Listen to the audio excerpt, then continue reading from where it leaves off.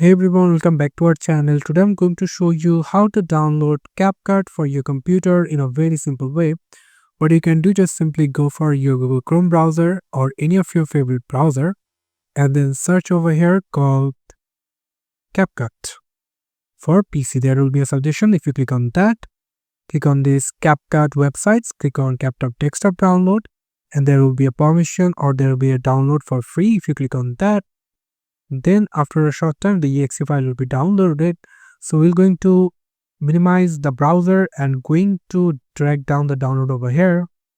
Click on it 2 times to install.